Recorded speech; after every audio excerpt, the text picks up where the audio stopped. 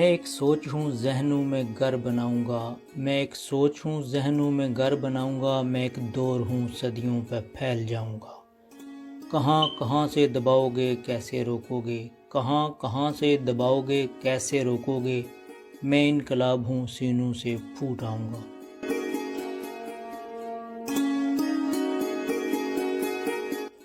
آپ سن رہے ہیں خاموشیوں کی آواز، سنیے ان کتابوں کے بولتے لفظ جنہیں آپ سے دور رکھنے کے لیے پاکستان کے زیر انتظام کشمیر میں جن پر پابندی عائد ہے۔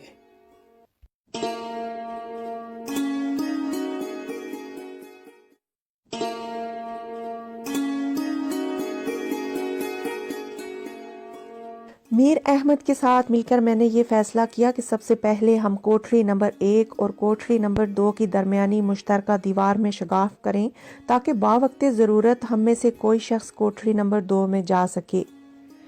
کوٹھری نمبر 2 میں پرانے کمبلوں کے ڈھیر کے وسط سے گزر کر بیرونی دیوار تک پہنچا جا سکتا تھا اور اس دیوار میں شگاف ڈال کر ہم جیل سے باہر نکل سکتے تھے۔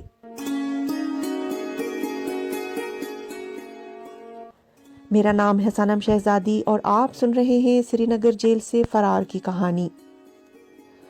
ہمارے اندازے کے مطابق کوٹھری نمبر 1 اور کوٹھری نمبر 2 کے مابین جو دیوار تھی اس میں شگاف ڈالنا ایسا مشکل کام نہ تھا، لیکن کوٹھری نمبر 2 کی بیرونی دیوار کو توڑنا قریباً ناممکن نظر آتا تھا، کیونکہ یہ کوٹھری ہی نہیں جیل کی آخری دیوار بھی تھی اور اس دیوار کے باہر جیل کے کھیت شروع ہوتے تھے۔ مسئلہ یہ تھا کہ کوٹھری نمبر 1 اور 2 کے درمیان کیے جانے والے شگاف کو پہرے داروں کی نظروں سے کیسے چھپایا جائے۔ سردیوں کی آمد کے ساتھ ہم نے دیکھا کہ کوٹھری کی دیواروں میں نمی اور سیم زیادہ ہو گئی ہے، چنانچہ چند کمبل لے کر ہم نے فرش سے لے کر 2.5 فٹ اوپر تک دیواروں پر لگا دیے۔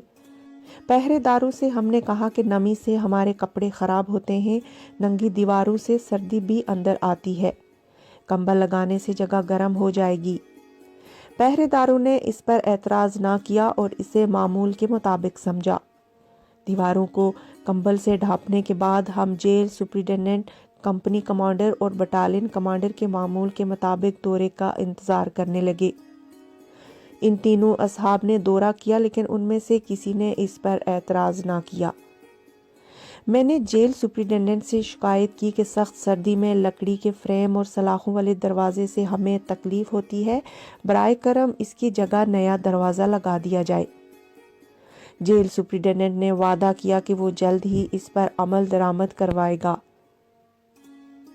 اس دوران میں ہم نے اجازت لی کہ موجودہ سلاخ دار دروازے پر ایک کمبل لٹکائیں اور صرف اوپر کے حصے کو 1 فٹ کے قریب کھلا چھوڑ دیں تاکہ پہرے دار اندر جھانک کر دیکھ سکے اور لالٹین جو باہر رکھی ہوئی ہے اس کی روشنی بھی اندر آ سکے۔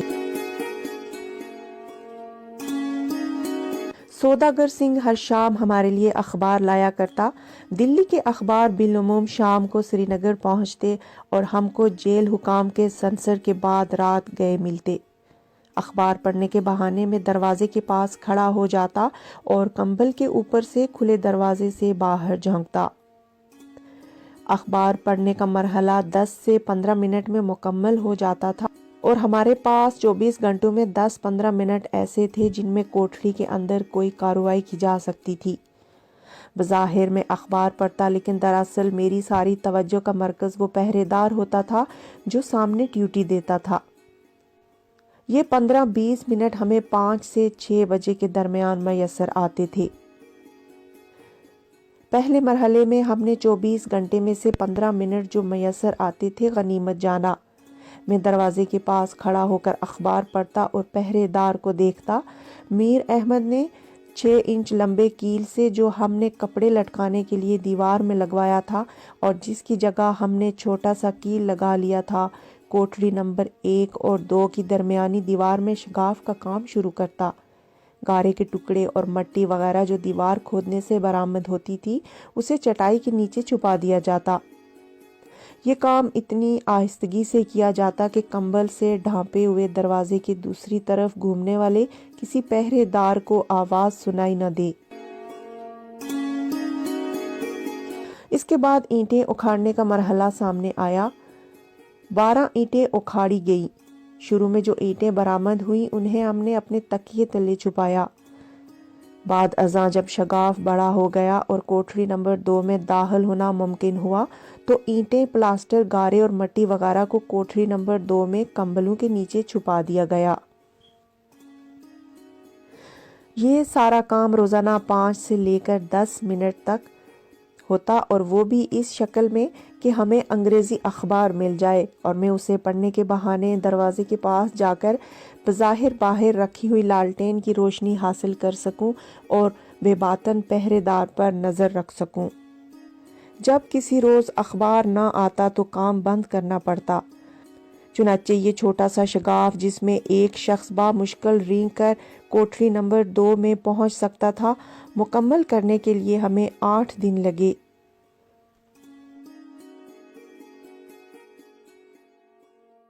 चूंकि शगाफ के ऊपर कंबल का वो पर्दा लटका हुआ था जो फर्श से 2.5 फुट तक कमरे की चारों दीवारों पर लगाया गया था, इसलिए दिन में पहरेदार करीब आकर दरवाजे के ऊपर से झांके तो भी उन्हें शक न गुजरता। नवंबर के दूसरे हफ्ते में हमने दूसरे मरहले पर काम शुरू किया। अब कोठरी नंबर 2 के कंबलों में से जिनका अंबार छत तक लगा हुआ था, कोठरी की बैरूनी दीवार तक पहुंचने के लिए रास्ता बनाना मकसूद था। मैंने मीर अहमद को गुस्लखाने से ब्लेड लाकर दिया। उसने कंबल के एक गट्ठे को काटा और बहुत से सड़े हुए बदबूदार फटे पुराने नाकाबिले इस्तेमाल कंबल हमारी कोठरी में पहुंचा दिए। अगर जेके टीवी की ये पेशकश अच्छी लगे तो बराए करम इसे आगे शेयर और हमारे चैनल जेके इंडियन को सब्सक्राइब कर दें। शुक्रिया।